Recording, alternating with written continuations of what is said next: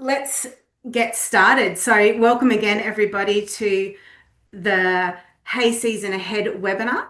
I'll welcome you on behalf of the whole Feed Central and Local Ag team, many of who are with us here today. So, for the next hour and a little bit, we'll be going through a few things. So, we're going to talk a little bit about the story of where we are today and the understanding the connection between Feed Central and Local Ag and how that will work for you in the upcoming season. We're going to announce the 2025 National Hay Quality Awards, which is very exciting. So we're going to announce those throughout the next hour. We'll spread them out a bit. So I know some of our award winners are here today, which is excellent and very exciting. Dave, our National Sales Manager, is going to do a market report. And then Alex, one of our regional sales managers, will jump on to talk about what buyers are looking for in the season ahead. Next up, Jill, our business development manager, is going to join us to talk about our new season services. So what we've got coming up on offer for the next season, and also some of the changes in local ag that will benefit you. And then last up are some tips for making great hay with Steve, our grower services manager. Many of you will know Steve very well, so he will join us for that. So without further ado, I'm actually going to hand over to Tim. Oh, thank you, Cara, and a special welcome to everybody. If you don't have your microphone on mute, it would be great if you could mute it. It just stops a little bit of static coming through to everyone else.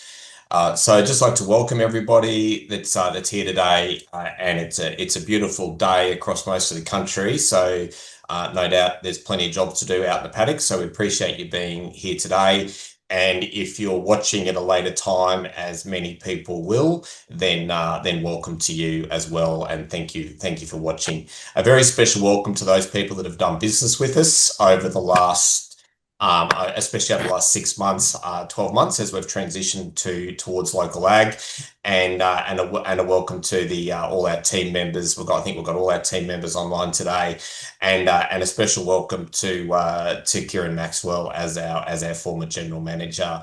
Very best wishes to you, Kieran. I just wanted to draw some dots together. We often get asked a lot of questions about local ag and why we did local ag. It has been a significant change. It's a significant change to our business model, and you don't do those sorts of things lightly. So we did years and years and years of planning behind local ag, and we're very aware of the trends going on in the industry, and also some of the challenges we were facing internally, and why would a company as well established as Feed Central make such a big change? And so I want to have a business to business, person to person talk with you today about that, because we are getting those questions over the phone and so forth. So obviously we could see the big ag tech trend. There is no doubt the ag tech trend is here. It's on. There's no turning it off. While some of us are resisting it, me included, it is here, and there is no turning it off. We're also seeing the younger generation coming through. They're coming home from ag college. They're coming home from uni. They're coming home from a trade. They're coming home from high school, and they're totally connected with the tech.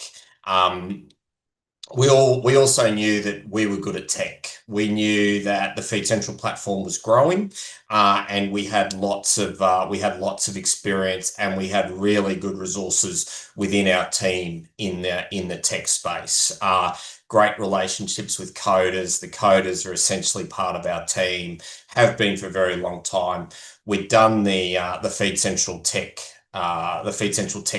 thing for a long time. It was integrated into a part of our business. So when you're going through a business planning exercises, you're looking at your strengths, your weaknesses, your opportunities and threats. And clearly one of our strengths was on that tech side of it. And we could see that the opportunity was in tech.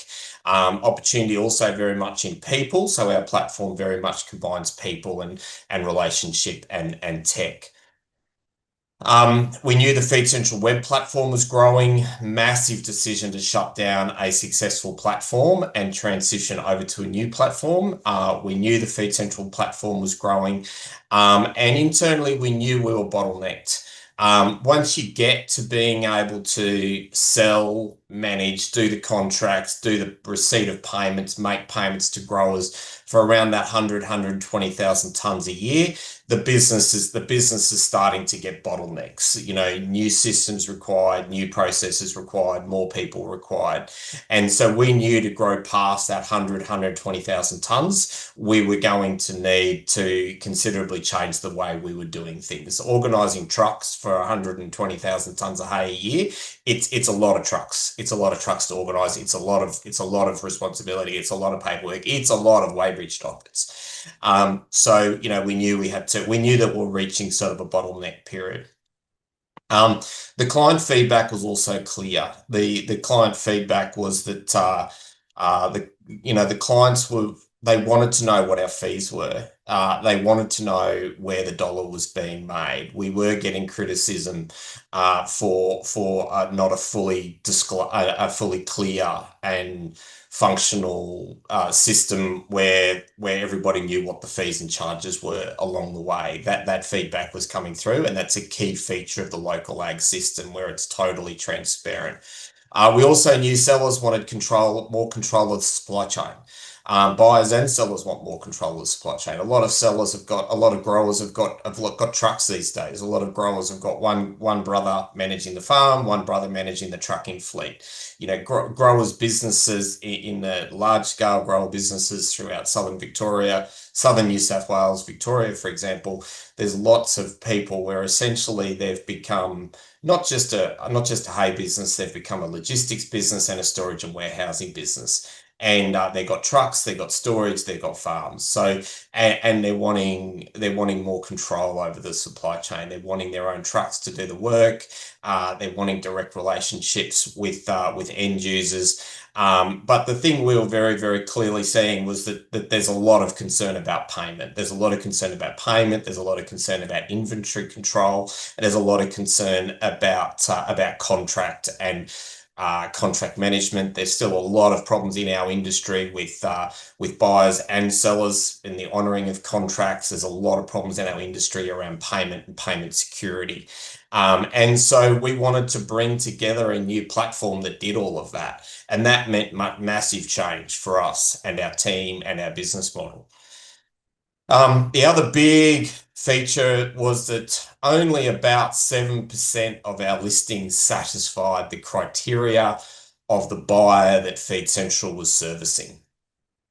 So a number of things that happened over the 20 plus years of business with Feed Central, where Feed Central was increasingly servicing a large square bale market and a market that was predominantly looking for large square bales, preferably high density large square bales, preferably shedded, and preferably cereal, vetch, or lucerne, with a visual grade of an FC grade, an FCA grade or better, and a protein of 20% and an ME of 9, so or better. So our market was becoming increasingly specific about what they wanted, yet our listings were not matching. So our listings were basically 93% of our listings were not satisfying what our buyers wanted. Yet we knew that 93% of the listings was selling. It was selling somewhere. We were selling a lot of it, but we weren't selling all of it. We were getting the feedback that, "Oh, I've paid your fees and charges, but you didn't sell my hay." And that was because the Feed Central platform had become very specific and was attracting a very specific type of buyer. So there was a lot in it, there was a lot of thought in it. There was hundreds of thousands of dollars spent and a massive investment in tech and people and marketing and so forth to change the business model to the business model that we changed it. Other key features were that the hay business our business model is incredibly hay centric. We are absolute experts in hay, and we're really proud of that. but it's very boom and bust. So from a business model perspective, from a family looking towards the next generation, and you're looking at 99% of your business, we've got farms, we've got a hay business, and we've got other investments, but 99% of your portfolio is basically in the hay business, and it's very subject to the boom and bust cycles of the hay market. So LocalAg also was a business decision designed to give us some diversity in our income streams and diversity across our business operations. We very much have a hay first strategy, but LocalAg gives us the ability to add on to that. We also knew that most of our buyers and most of our sellers are very diversified. And subsequently, they were looking to do business with us in ways that wasn't just hay. And, we knew that we had the trust of clients. We knew that we had the reputation in the industry for paying our accounts and for doing things properly. And we knew that clients would be open to be doing business with us with different ways and different products to help with that boom bust cycle of hay. I also took an educated guess that and consulted extensively with the team, and we knew the team was ready. We knew the team was ready for a new adventure, and we knew the team was ready for a change. We've got incredible depth in our team now, with diversity and diversity in skill set. And so we knew that team was ready for change. We got people knocking on my door saying, "Hey Tim, I want to talk to you about my career." And so we knew we had to change the business and grow the business to be able to keep up with this great quality team that was increasingly developing around us. And I personally was looking for the next challenge. Our team was looking for a challenge, and I personally was looking for a challenge, and we knew that we had the capacity to pull something else off. And we had a mission to fulfill. Most importantly, the Feed Central vision and mission for a long time has been Feed Central vision is for the domestic fodder industry to satisfy the demands of end users 100% of the time. That's a massive vision. For the Feed Central vision is for the domestic fodder industry to satisfy the demands of end users 100% of the time. And our mission is to develop the commercial tools to allow that to happen. If you go back a couple of paragraphs in my talk today, you realize that Feed Central was becoming increasingly restricted. Our marketplace was increasingly becoming very niche. We weren't able to execute that vision and mission within the operating model of Feed Central. So we had to change. The team was ready, the business was ready, I was ready, the family was ready, and so we had to put a big investment into the change. And we wanted a new and so subsequently the vision for LocalAg developed. And the LocalAg vision was to take the best of Feed Central and create a trusted and transparent marketplace. And so every part of LocalAg lives and breathes the values of Feed Central. And every part of LocalAg is a direct, from a direction of honouring and implementing the Feed Central vision of satisfying the demands of the customers and creating the commercial tools so that the industry can satisfy the demands of the domestic fodder industry. So there's been an enormous amount of planning going into this, and so where we are today, Feed Central is very much a quality assurance business. The Feed Central web marketplace, the Feed Central marketplace has been shut down, and it's moved across to the LocalAg marketplace. But Feed Central is very much positioned around becoming a full-scale quality assurance business for the fodder industry. We are committed to the vision of ensuring that the domestic fodder industry satisfies the demands of customers. Why is that important? That is important when we satisfy the demands of our customers, and I'm really passionate about this, we can grow the value and the volume of the fodder industry. We can't grow the value and the volume of the fodder industry when we put poor quality hay into an end user when they're expecting good quality hay. That leaves a bad taste in their mouth and they don't want to buy our product again. We don't want anything to do with that part of the fodder industry. We want everything to do with ensuring that our customer is satisfied because that will lead to increased ex-farm value and volume for our suppliers, for our farmers that are growing hay in this country.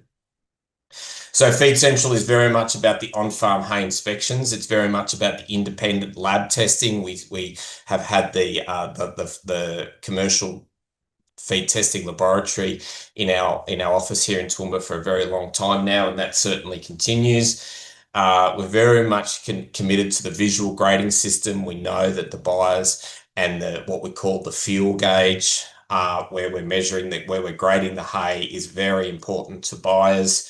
And there's more work to do with biosecurity issues, and there's more work to do with traceability, commodity vendor declarations, and there's more work to do in sharing the data and the information and the benchmarking opportunities around quality assurance of hay. So Feed Central is increasingly focusing on quality assurance. LocalAg is our marketplace. It's an Australia-wide marketplace. It's specialising in hay. It's also got seed, machinery, livestock, and other listings. And it's got a verified system for buyers and sellers. So it's not Facebook Marketplace where there's no verification and no payment mechanisms and no contracts. And if you've used the LocalAg Marketplace, you will know that it's very smart. It's a chat-based system, so buyer and sellers are chatting together. And then at the appropriate time, essentially an e-contract or an e-agreement is being put together. And then at the appropriate times, it's prompting the buyer for payment. The buyer pays via a secure escrow system. And when the product is delivered, the funds are released to the seller. So very secure payment, lots and lots of tech, but very easy to use. And that's that. We launched that on the 29th of January this year. Feed Central's LocalAg Plus. LocalAg Plus is the full service traditional trading model. It's essentially the traditional trading model that we used to do within Feed Central.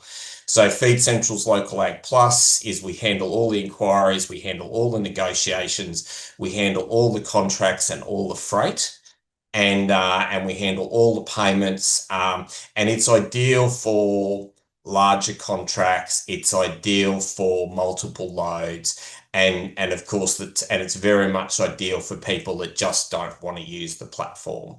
And the full sales team is certainly in place as always has been, led by Dave, but also Alex, Anthony, and Nev are very much sitting in that LocalAg space and LocalAg Plus, and working one-on-one with clients over the phone, up the driveway to deliver that premium service within LocalAg Plus.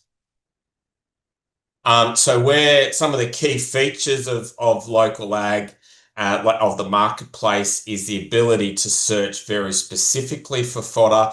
They can the buyers love it because they can go right down to searching for protein and energy. So if there's a dairy farmer wanting 20-10 hay, 20% protein, 10 megajoules of hay in a large square bale, they can go right down and do that.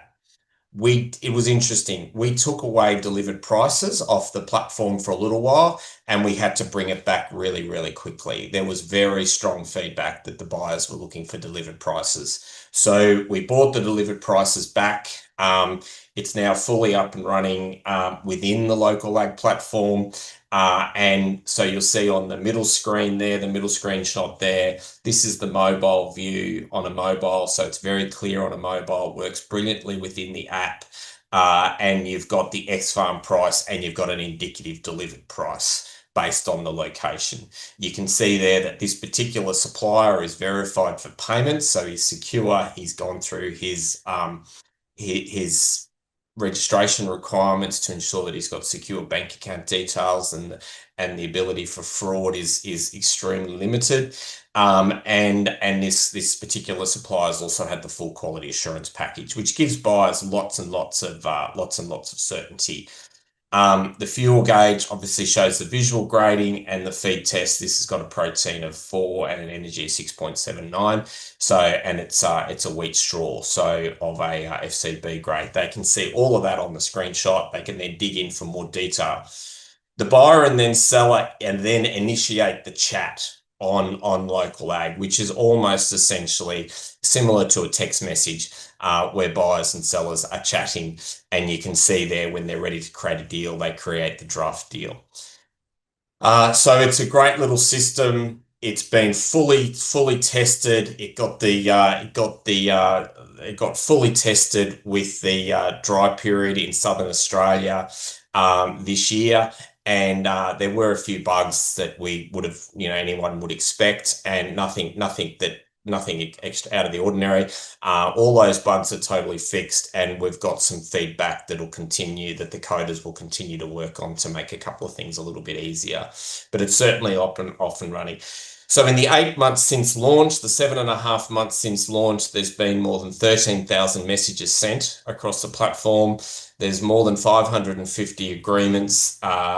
There's been over 2,000 users use the platform, 2,000 app downloads, 20,000 visits to the website in the last month, and more than 75,000 tons of hay traded across the system, and nearly $20 million worth of business. So, like, we were very, very fortunate that we had an existing business to pull it out of. Starting a platform from scratch would be extremely difficult. But we were very, very lucky that we had 20 plus years of relationships, and so many of our growers and so many of our buyers backed us and trusted us and moved with us to the LocalAg platform, and we're very, very grateful and appreciative of that support.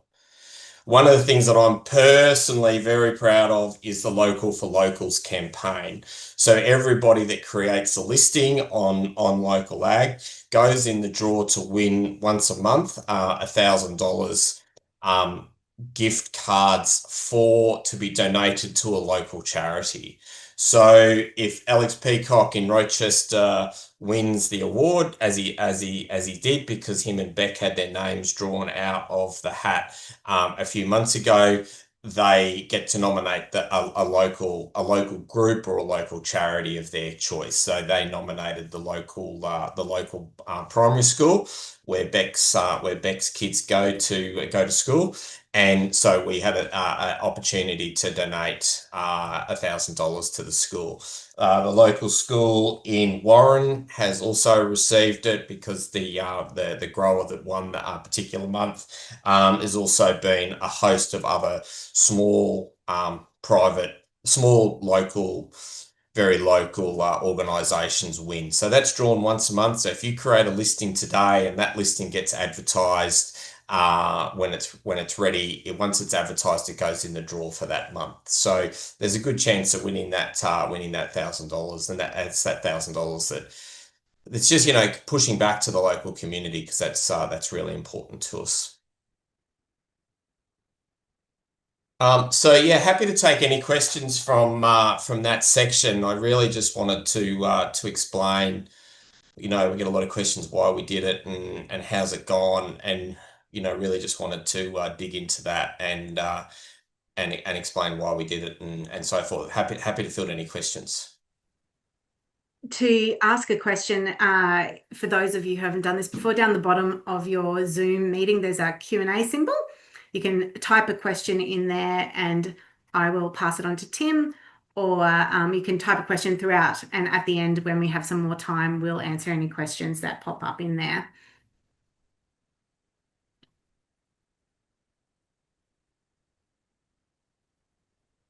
Might have a group So of nothing relish. popping up, but yeah, if you think of relish. something, pop it in the Q&A and we'll answer some questions at the end. We'll keep moving. Tim, you're still up for the National Hay Quality Awards. Yeah, great. Thanks, Cara. These awards are really important to us. So, Feed Central's been running these awards for, I think it's 14 or 15 years now. And we're really proud of our role in the industry. We get to see a lot of hay. We get to see a lot of hay from one end of the country to the other. And we get to meet some great people. Steve Page, who travels the country inspecting hay for us and organising the inspectors and training the inspectors and so forth, has one of the best jobs in the world because he gets to see so much great hay and he gets to meet so many great people. So the capacity when you're inspecting the volume of hay that we're inspecting, the capacity to be able to have a system that recognises and rewards and gives a pat on the back to those growers and those contractors that are going the extra mile and making the extra effort to make that great quality hay, is a great privilege and a great honour. And our team share with me the great appreciation for being able to make some presentations to the best of the best of the industry. I will emphasize that this is a totally commercial award. It's on large scale. It's real field like conditions, or it's absolutely field paddock conditions. There's no hay that's been grown in a shed in a hydroponic situation that enters this system. We're not taking the very best biscuit out of the very best bale and putting it in the Sydney show.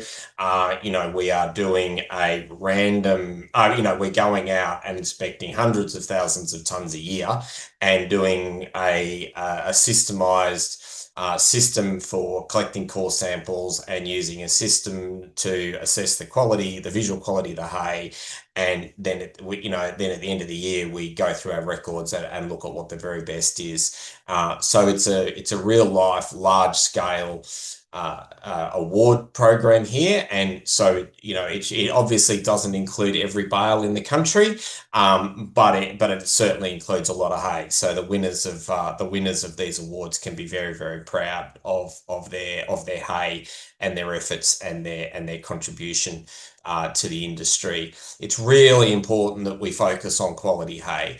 The customer wants quality hay, and I know the weather and everything else can result in that, and that's okay. But wherever possible, we need to be working on satisfy the demands of the customer, because when we satisfy the demands of the customer, we can increase the value and the volume of this industry.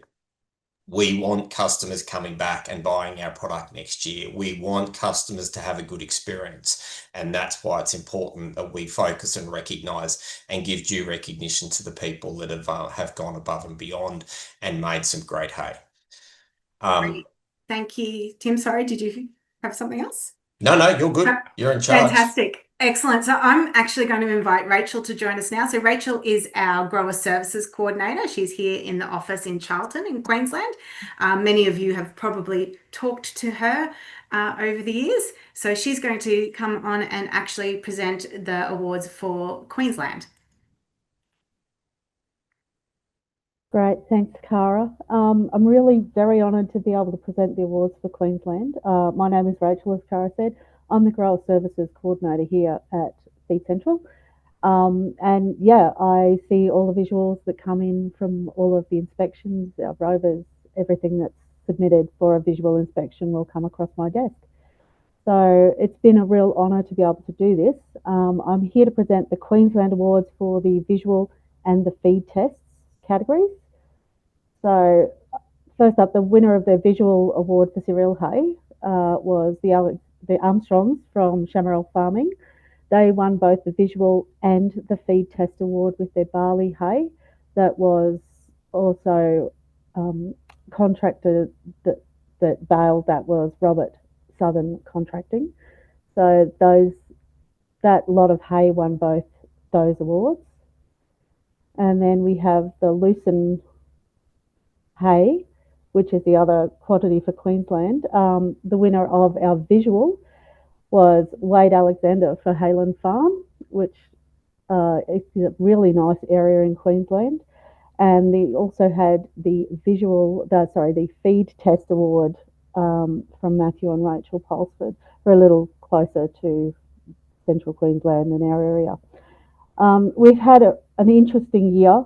2025 has been an interesting year, and I'd really like to congratulate our Queensland winners because we have had some really up and down weather, and they've done a fantastic job providing us with some really good hay. Thanks, Rachel, and congratulations to our Queensland winners. And Wade, I know that you're on here for sure. I saw you join, so congratulations. And I'd like to invite Dave, our National Sales Manager, to join us now. He's going to give us a market report. Now, Dave is actually in Forbes with Alex Smith, our Regional Sales Manager for that area. So he's joining us remotely from a hotel room somewhere in Forbes, I believe. That's right. Thank you, Cara. Okay. Look, I just thought it important that we just start and reflect on what's happened over the last few months to understand the current state of play before we move into where we're sitting now and demand going forward. So we might start on the next slide, please, Cara. So if we just go back, I was actually on leave overseas in April, and I left with very little demand. And as we approached sort of the second week of April, that impact of that dry in the south really took off exponentially, and I think surprised a lot of people. And it really challenged supply, so much so, from April through to July, hay was moving in all directions, from north to south, from east to west, from Western Australia, Northern Territory, Queensland, because supplies had been exhausted in the south, or all but exhausted. So that obviously had an effect, or quite an effect, on higher ex-farm prices through to that exceeding demand, and expedited again by the distance it was travelling. And it challenged the industry to find new ways of moving hay, obviously through containers and rail, taut liners, and the traditional freight methods. So it did challenge the industry, but it worked, and it certainly helped support that southern market. I think there was some very hard decisions. I don't think we were talking to buyers and sellers that were challenged significantly in the south.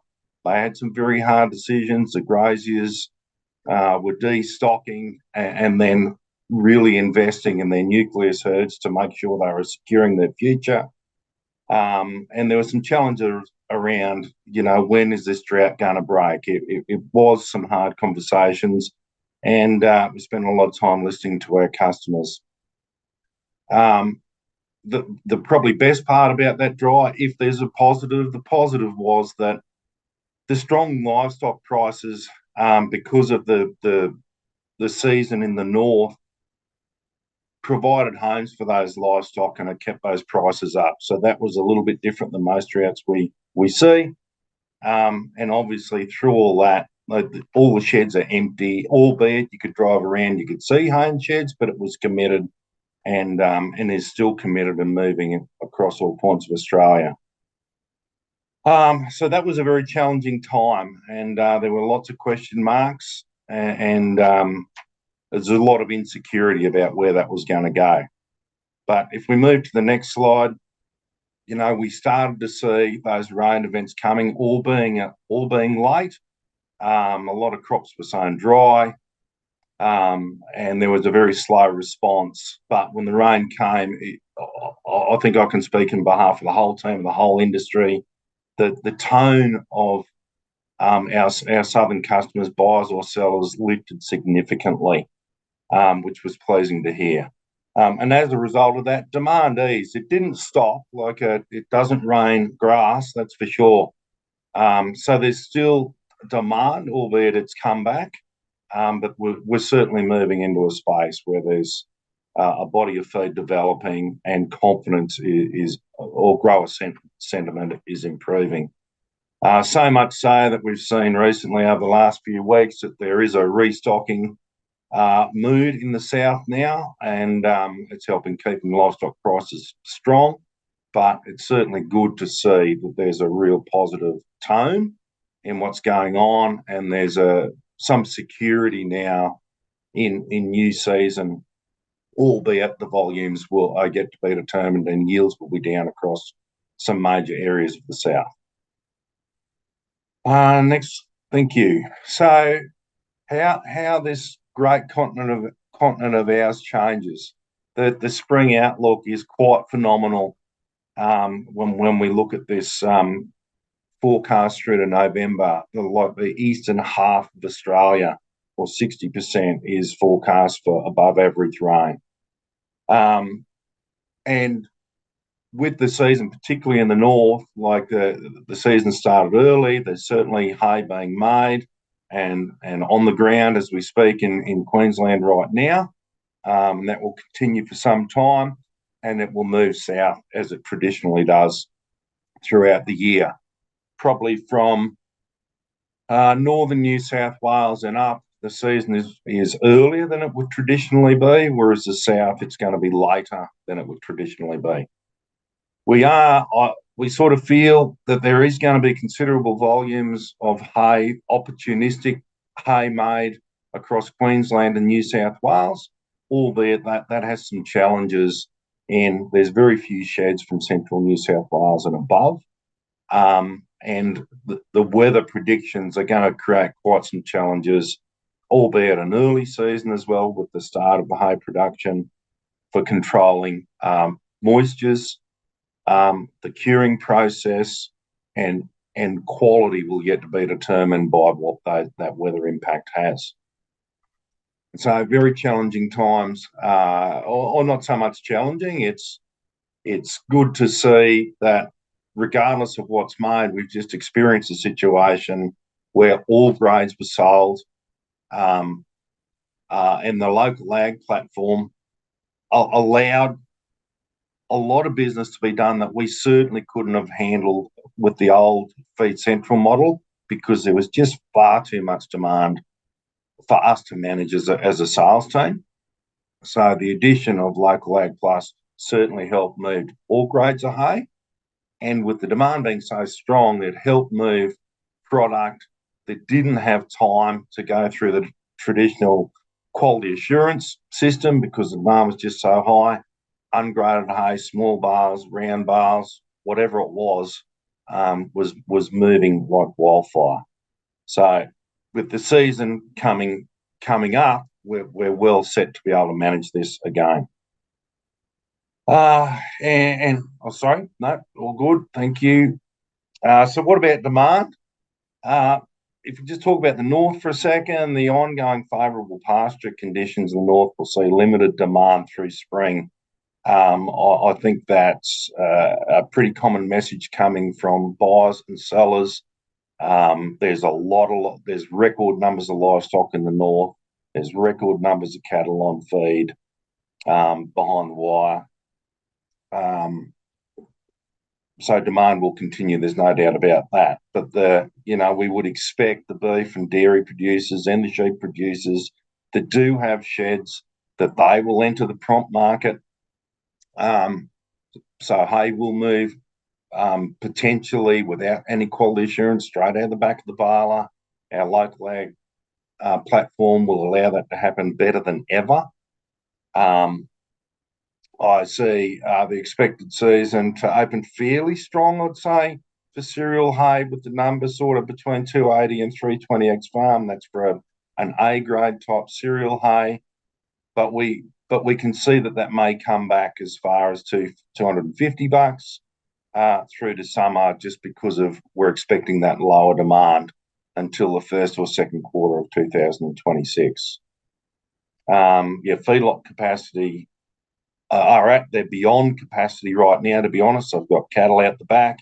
There's still many expanding, which augurs very well for demand going forward. And we see quite a lot of backgrounding operations increasing on a regular basis. There is a lot of confidence in the system. There's a lot of mouths to feed. What this slower demand period will allow for is for the national hay supply to be rejuvenated, for sheds to be filled, and to get ready for that high demand period that we see throughout early 26. So in summary, it depends who you talk to, but there is a lot of feeling, particularly in the south, with those dedicated growers, that it could take a couple of years to rebuild that national fodder supply. There's no need for concern with that. I think that's just a reality of the season we've just gone through. And the low demand that we're forecasting for the spring will certainly help that happen.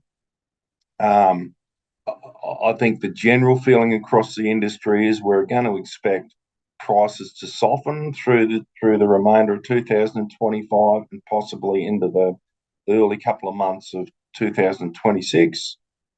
And high livestock numbers and values will drive demand in 2026. We're a big country.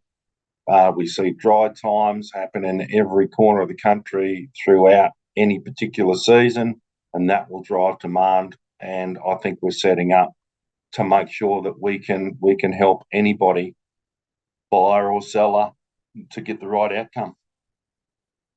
Thanks, Cara. Thank you, Dave. Thanks, everybody. I've got some questions coming through, which is great. We'll address those at the end of the webinar, but if you have questions, shoot them through and I'll compile them and address them to the right person as we hit the end of the session today. I'm going to invite Kimberly to join us now. Kimberly is our Quality Services Operations Manager here in Charlton, and she's going to present the awards for New South Wales.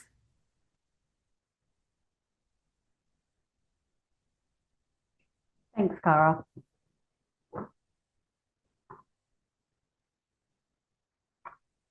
So first up, wanting to present the awards here for the cereal winners. We have our first winner for the visual, best visual grade across cereal hay being the PKS Agri, along with their contractor Hillsview Crops. So recognising also that it's a partnership to make good hay and recognising the contractor as well. The Feed Test Award winner for New South Wales cereal is Baker Farms Company. Lucen Awards for New South Wales. The visual is awarded here to PJ and JA Jolliffe. Congratulations. And the feed test winner is also a partnership effort between Kimbergal Farming and A&M Andrews being their contractor. And congratulations on such a great feed test result. Finally, we have our Vetch Visual Award winner being Fix Farming, along with their contractor Kenlock Cropping, which has presented a very high visual grade on their vetch. The Feed Test Award winner is presented now to GNC Cameron Farming, also with a really fantastic feed test result coming out. Thank you, Kimberly. Congratulations to our New South Wales winners. We're heading back to Forbes again now, and Alex, our Regional Sales Manager, is going to join us from Forbes. Ignore the fact that his screen says David Clovier. They're sharing a laptop this afternoon. So Alex is going to chat to us a little bit about what buyers are looking for in the upcoming season. Thanks, Cara. As Cara said, my name's Alex Smith. I'm Regional Sales Manager based in southern New South Wales at a little town called Holbrook.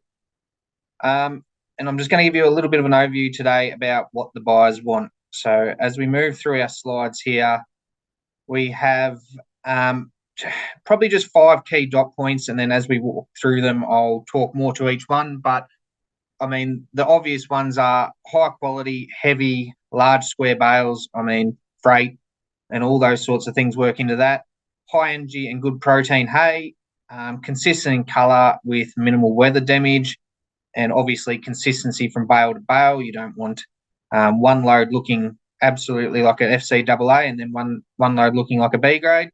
And then shedded product with all weather access, as a lot of our clients, or a lot of our buyers, I should say, are looking at contracts over a spread delivery. So the ability to get in there week in, week out and pull a load out and supply them is absolute key. So as we move to the next slide, feed testing and quality assurance obviously plays a huge part in what the buyer's after. There's obviously the preference for the feed tested hay, and feed test results, ME, crude protein, and NDF is obviously of the high importance in what decision to make when they're purchasing hay. Inspection grading for things like texture, stem length, and aroma is also key. If someone's weaning some young calves early, they're going to look for something that was cut at a reasonably early stage that is quite soft in texture and a nice aroma, as opposed to something that was cut late, maybe a bit coarse and a bit harsh. And also the weed status of the crop, potentially really important when it's going out to a beef grazier or a dairy and they're feeding out in the paddock. They're obviously not wanting to bring foreign weeds into their place, and a good tight moisture range in the hay. Obviously, if they're going to go and buy 5 or 6 B doubles and put it in the shed, they want peace of mind at night that the product is, of a good moisture and is not going to combust and go up. So as we go to the next slide, the next key part of what the buyers want is they just want information, as much of a story as you can possibly tell on that hay.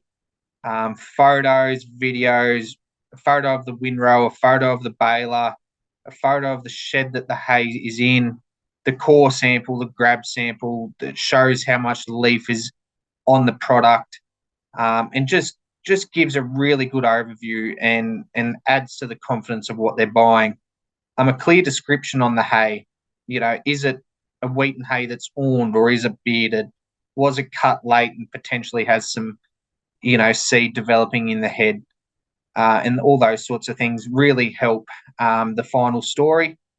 Obviously, and especially prevalent this season with trying to pull hay from all sorts of parts of the country, biosecurity was huge. So making sure that you were free out of a zone that potentially is affected and you weren't wanting to bring that product into a place that you couldn't.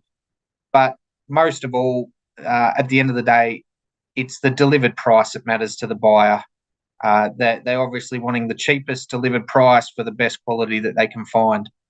So as we move through to the next slide, there's obviously just a bit of a comparison here in the large, heavy square bales. I mean, bale weight is key when you're trying to get that lower delivered price. I mean, hay bale A versus hay bale B, you can see here a bale weight of 500 compared to a bale weight of 650. You can manipulate your ex-farm price.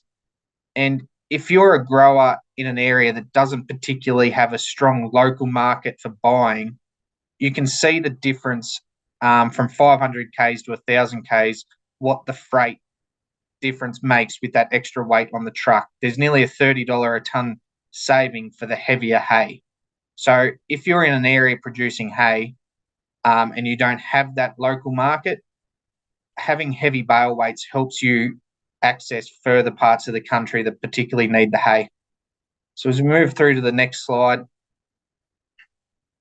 it's just again back to those key points and reiterating the fact that high quality, heavy bales, the good energy, good protein, consistent in colour, the consistency from bale to bale, and a shedded product, that's the key things that the buyers are looking for, and to help them make a confident decision when purchasing hay. So thanks very much, Cara, and hope everyone enjoys the rest of the webinar. Thanks, Alex. If anyone has any questions for Alex, pop them in the chat and we'll shoot them to him at the end of the webinar. Next up, we're going to get Sharon to come and join us. She's going to present the awards for Victoria. Sharon is our quality assurance assistant, so she works in the lab, does a lot of our feed testing. So Sharon, over to you. Thanks, Cara. Hi, my name's Sharon. As Cara said, I'm the quality assurance assistant here at Feed Central, and I carry out all the testing in the lab. I'm excited to present the Visual and Feed Test Awards for Victoria. So firstly, the winner of the Victorian Visual Award for cereal hay is All Day Ag. They've taken out this prize for their North Shed barley hay. So they've always also taken out the award for feed test award for cereal hay for a separate line of barley hay. The winner of the Victorian Visual Award for Lucerne hay is Sam and Jake Thompson. Sam and Jake Thompson have also taken out the feed test award for the Lucerne hay on the same lot. And finally, the winner of the visual award for Vetch hay is Warrioroo with a line of 2024 Vetch hay. They have also taken out for a separate line of Vetch hay the feed test award. Thanks, Cara. Thanks, Sharon. Congratulations to our Victorian winners. There's a few double ups there with visual and feed test winners, which is outstanding. Now we're heading to the far, far, far south now to Jill, who has recently relocated to Orford, just outside Hobart. Jill is our business development manager and is going to talk to you a little bit about what's happening with LocalAg this season. Thanks, Cara. Just this year with the we've designed some new options for listing hay, and largely this is due to the new launch of our platform, LocalAg. So you can see here that we're offering 3 different types: assisted, self-managed, and LocalAg Plus. They've all got multiple options for qualifying for a free feed test, or you can sort of nominate to not have any feed testing, which is the big difference, I guess, this time. Assisted and self-managed listing types, these are the ones that we've really identified that would help to work on that 93% of the sales that we didn't do in the old Feed Central system. LocalAg Plus mostly represents how our old system used to work, and that has the traditional account management, has the full contract and logistics management, but it is limited to certain varieties and styles of hay. In assisted and self-managed, really they're very well suited to small square bales, round bales, all sorts of storage types, the silages, pastures and grass varieties. So there's a lot more variation available for you there. We'll talk a little bit more about those as you move into the listing process through the year. For now, I think we'll move on to what other programs we might be able to offer fairly soon. So these are all sort of programs that we've been working on for quite a while. We're looking to provide these activities over the next couple of months. Your accreditation program, that's the where with the inspectors, the growers can be trained as inspectors. We want to expand on that. Our seed to feed program, we're rolling that out as we speak, but this year it's going to include a weed safe program. And our fire insurance risk evaluation report. That's how we're going to bring together all the information that we collect when we do our hazard inspections, our shed inspections, and any of our visual inspections. And this report will be able to be used by the grower to hopefully reduce their insurance premiums over time. So look for that one as it rolls out. We'll let you know when we're getting closer. Thank you very much. Thanks, Jill. Now I'm going to invite Steve, our Grower Services Manager, to join us. He's going to announce first up the South Australian Awards. Thanks, Cara. Yeah, it's Steve here, and I'm presently in Keith in South Australia, travelling around, presenting some of these awards to the growers and contractors that I'm able to catch up with. So if I haven't seen you yet, I'm hoping to catch up with you in the next 10 days. So I'd like to present the Visual and Feed Test State Awards for South Australia. And the winner for the Cereal Visual Award goes to the Griffith and Sons family. They have a lovely line of hay there, which has been very much appreciated. The Cereal Feed Test winner is the LJ and SL Barrett, and their contract was the Danny Steer.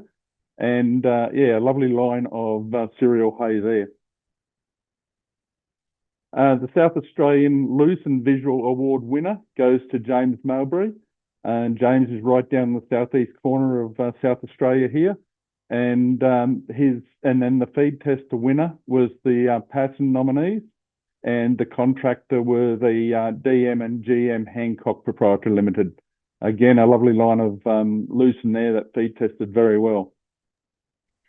Thanks, Steve. You're actually staying with us, so I'm going to let you continue on and talk about some tips for a profitable hay season. Yeah, so this booklet's now been coming out for 15 years, so there's a lot of information that's been put in and updated over those 15 years. So it's a great booklet, and thank you to all those that assisted in putting it together. So we go through, talk about the different types of hay that are possible that you can make. And in there, we then discuss the cutting, the heights that you cut, the cutting period when you're cutting, how it's cut, how far off the ground you are. Also, with the actual cutting of the height on the cereal hay, coming up about that bottle height is helps with the feed test results also. The timing of the cutting, so you want it so that it's there on the cereal hay again, that it's out of the boot stage and at full flower to maximise your yields. But we like to see it before seeding. This helps again improve the feed test results, but also at least it has less attractant to the mice when it's stored in the sheds. We go on to then the raking side of things.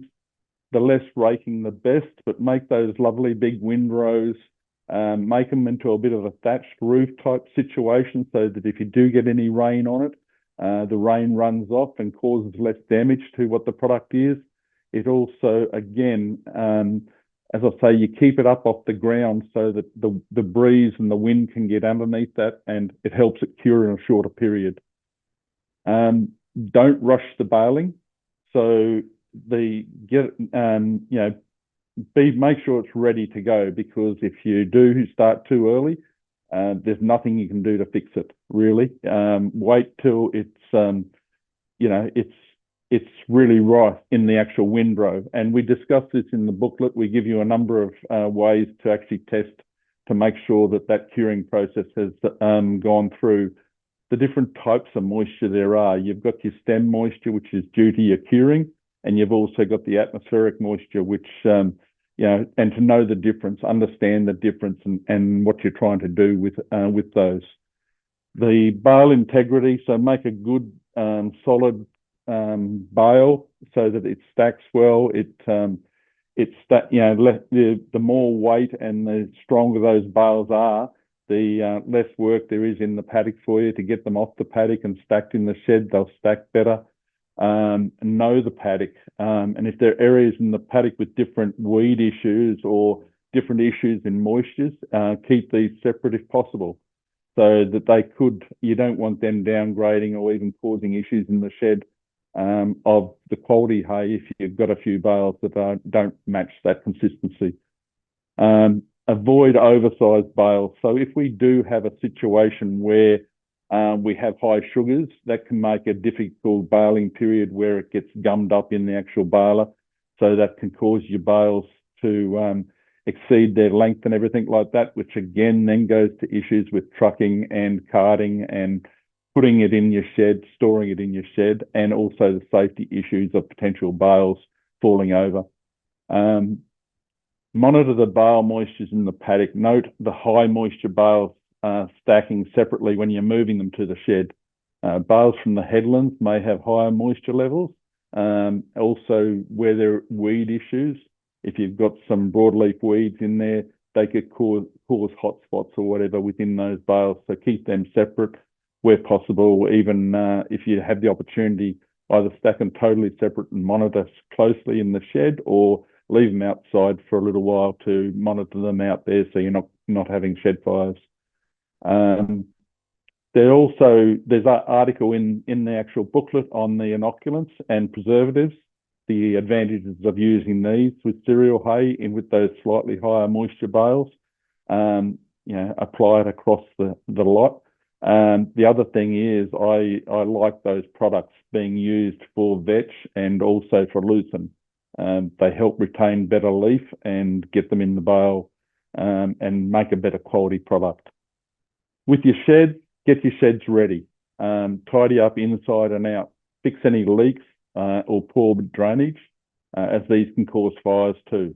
You can put beautiful hay in a shed, and if you've got a leak in the roof and it drops down onto those bales, that can cause issues. Ground preparation makes sure there's no moisture coming into this side of the shed or the back of the shed. That can cause bales to fall over. Again, can cause fires. Downgrading of your hay. You can put a bit of residual straw or hay on the floor to stack bales on. That helps. Plastic is good, but just make sure that the plastic isn't exceeding the outside the shed and letting water, come in on top of that plastic and go in underneath the bales. Loose rocks and anything like that from the hard floors. If you've got hard gravel floors, just make sure that they're taken off. We don't want those rocks on those bottom bales and then causing issues with the buyer. If we do have stacked outside, the round bales don't stack on top of each other, because that cannot just cause issues with damage onto those bales. Or if you've got large square bales, to stack them individual or 6 high if possible, or even higher, and also just in single rows. So and we, outside, if you've got tarps that you can put on or hay caps, we advise that get those, to use those too. The other thing is, as Alex said earlier on, road access. Hay needs to move, if possible, all year round. And if we've got a buyer who's in a situation where, you can get sometimes a premium if you've got all-weather access for some hay.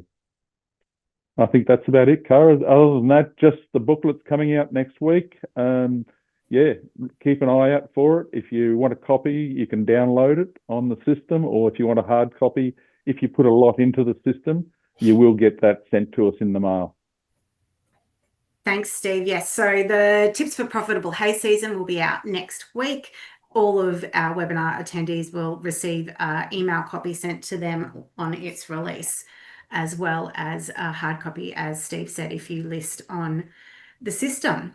Okay, now we're up to the big awards, the national winners. So we're going to break these up a little bit. We're going to head to Central Queensland to Nev, one of our regional sales managers, and he is going to present the National Visual Awards.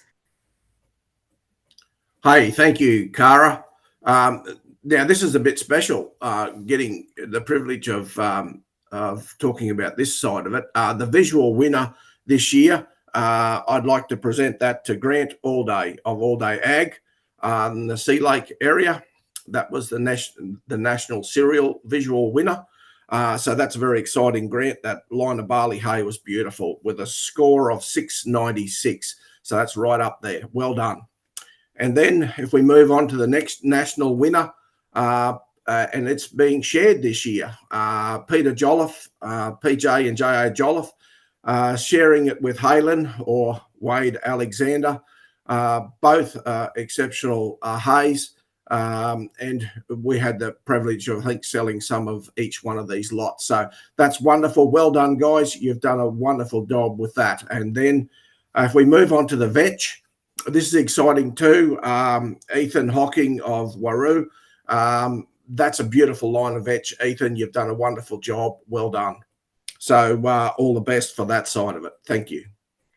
Thank you, Nev. And Anthony, if you could join us. Anthony's another one of our sales team here, based here in our Charlton office. He's going to announce our national feed.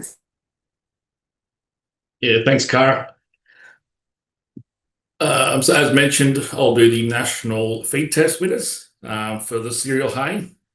Again, it's LocalAg with their barley hay, ME of 11.03 and crude protein of 12.9. The lucerne goes to Cambergal Farming with a contractor of Angus and Meredith Andrews, ME of 10.87 and a huge crude protein there of 26.5. Well done. And our national vetch feed test winner is G&C Cameron Family with an ME of 10.15 and crude protein of 25.9. Congrats to all those winners, both state and national. Thanks so much, Anthony. Tim, I'd like to invite you back to announce the final winners of the 2025 awards, and that's our heaviest bale award.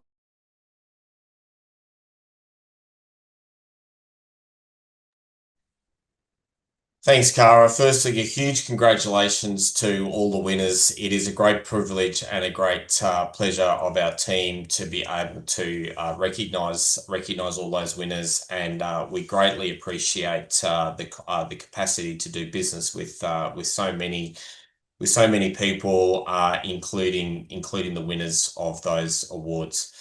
The heaviest bale weight award is an important award because it leads to dramatic efficiency within our industry. It's something that Feed Central bale weight is something that Feed Central has pushed extensively for well over 20 years now. It is resulting in the nationalisation of the hay industry, where we can now bring hay all over the East Coast, and certainly if the Western Australians get on board, we can enhance freight from the west to the east during extreme times so much better. So this has led to so much efficiency within our industry, not just in freight, but also in on-farm storage handling, the ability to get large quantities of hay off farm really quickly ahead of rain fronts and so forth it's a key part of the efficiency within our industry. So congratulations to Simon Good and family for winning the heaviest cereal bale award with a contract average of 750 kilos.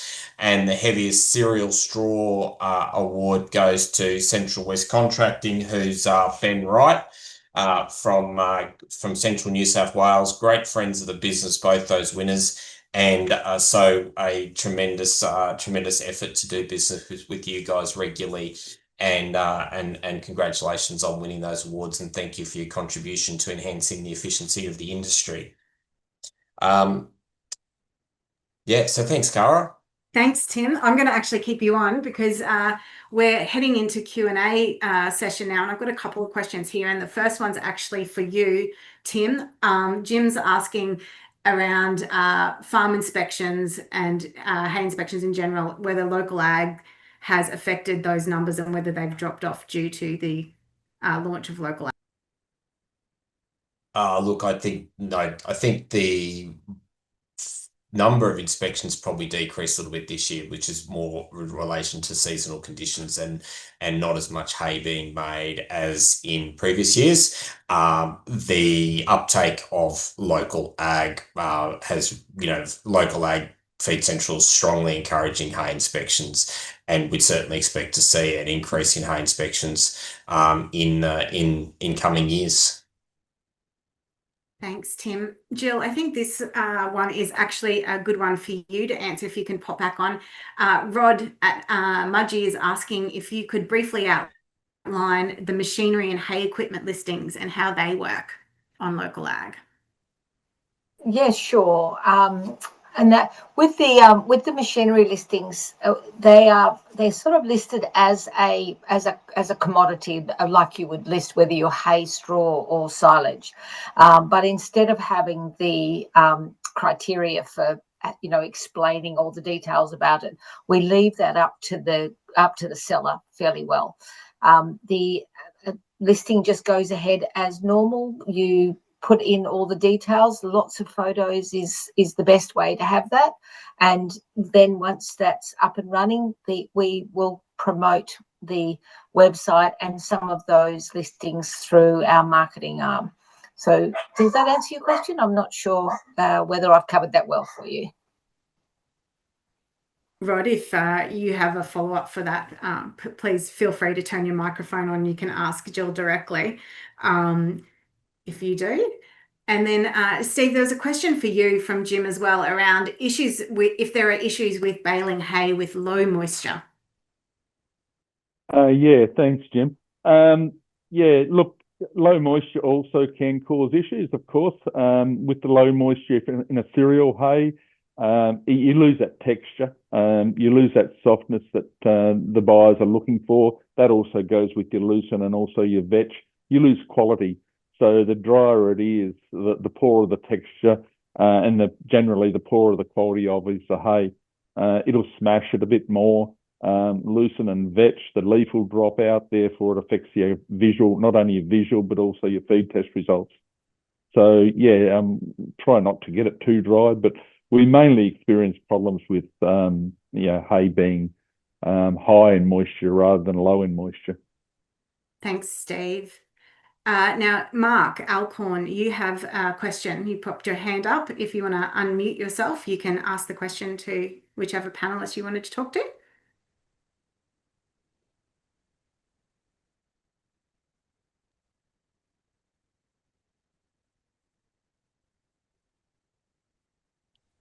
Just see if I can unmute you for you. No, you'll have to unmute yourself, Mark, if you've got that question. If you do have a question, feel free to turn your microphone on and you can ask one of the panelists directly. Rod, did you have a follow-up? You've got your hand up.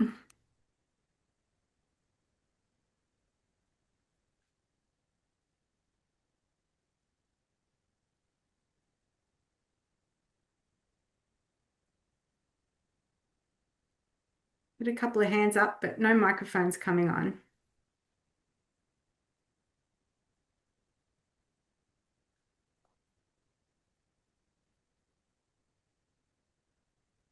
All good. Okay, thanks, Rod. Mark, how about you? Did you have a question?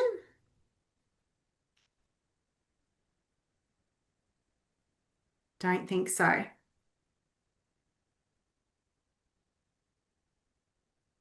Well, the team's going to hang around for 5 minutes. So if you do have any questions, feel free, as I said, to pop your microphone on and you can ask the team directly. We're happy to hang around for the next 5 minutes or so. That officially brings all the officialness to an end. Thank you everyone for coming along. Thank you to the team from around Australia today for jumping on and joining us. There's lots of exciting things coming up in the next few months for the new season, from the stuff Jill spoke about to new things on LocalAg, and as Steve said, the Tips for Profitable Hay booklet coming out next week. You'll all receive a link to this webinar tomorrow, a recording of this webinar, so you can go back over things. And as always, the Feed Central and LocalAg teams are available for you to call and ask questions and offer advice at any time around both our quality assurance business and LocalAg. So as I said, we're going to hang out here for the next couple of minutes. So if anyone has any questions, please feel free to ask. Otherwise, I wish everyone a wonderful afternoon and all the very best for the season ahead. Thank you.